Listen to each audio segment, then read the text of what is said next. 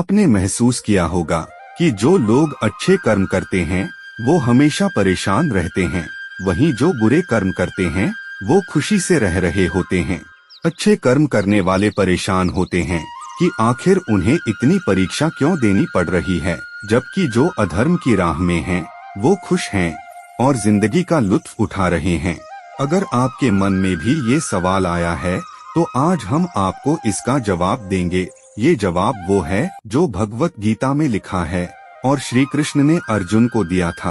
भगवत गीता में वर्णित कथा के अनुसार जब भी अर्जुन के मन में कोई दुविधा होती थी तो वो श्री कृष्ण के पास पहुंच जाते थे। एक बार की बात है, अर्जुन ने भगवान श्री कृष्ण के समीप आकर कहा कि वो दुविधा में हैं और इसका जवाब वो श्री कृष्ण से चाहते हैं। श्री कृष्ण ने पूछा कि क्या सवाल है। अर्जुन ने कहा, मुझे ये जानना है कि अच्छे लोगों के साथ हमेशा बुरा ही क्यों होता है, वहीं बुरे लोग खुशहाल दिखते हैं।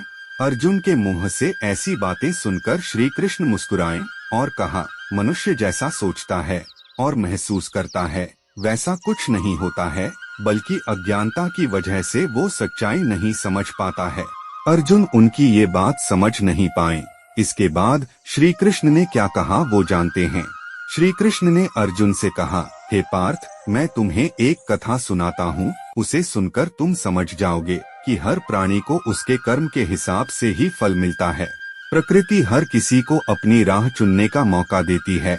अब वो मनुष्य की इच्छा पर निर्भर करता है कि उसे धर्म की राह चुननी है या अधर्म की। कथा शुरू करते हुए श्री कृष्ण ने कहा, एक नगर में दो पुरुष रहा करते थे। एक पुरुष व्यापारी था जिसके जीवन में धर्म की बहुत महत्ता थी। वो पूजा पाठ में यकीन रखता था। वो हर रोज मंदिर जाता था और दान धर्म भी करता था और हर रोज भगवान की पूजा करता था। वहीं दूसरा पुरुष बिल्कुल विपरीत था। वो हर रोज मंदिर तो जाता था लेकिन पूजा करने नहीं, बल्कि मंदिर के बाहर से जूते चप्पल चुराने, उसे दान और धर्म से कोई लेना देना नहीं था। समय बीतता गया और एक दिन बहुत जोर की बारिश हो रही थी। इस वजह से मंदिर में पुजारी के अलावा कोई नहीं था। ये बात जब दूसरे पुरुष को पता चली तो उसने कहा कि ये सही मौका है मंदिर का धन चुराने का। पंडित से नजर बचाकर उसने मंदिर का सारा धन चुरा लिया। उसी समय धर्म कर्म में विश्वास रखने वाला व्यक्ति भी मंदिर पहुंचा।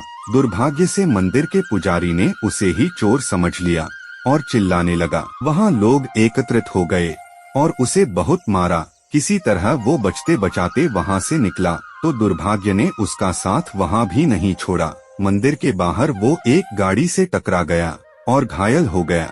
फिर वो व्यापारी लंगड़ाते हुए घर जाने लगा तो रास्ते में उसकी मुलाकात उस पुरुष से हुई जिसने मंदिर से धन चुराया था। उसने कहा, आज तो मेरी किस्मत चमक गई, एक साथ इतना सारा धन मिल गया। ये सब देखकर उस व्यापारी को बहुत बुरा लगा और उसने अपने घर से भगवान की सारी तस्वीरें निकाल दी। कुछ सालों बाद दोनों पुरुषों की मृत्यु हो गई। मरने के बाद जब दोनों यमराज की सभा में पहुँचे और भले पुरुष ने दूसरे व्यक्ति को देखा तो उसे बहुत गुस्सा आया। उसने क्रोधित होकर यमराज से पूछ ही लिया, मैं तो हमेशा अच्छे कर्म करता था, दान में विश्वास रखता था, उसके बदले जीवन भर मुझे अपमान और दर्द ही मिला और इस व्यक्ति को नोटों से भरी पोटली, आखिर ऐसा भेदभाव क्यों? इस पर यमराज ने कहा, पुत्र तुम गलत समझ रहे हो।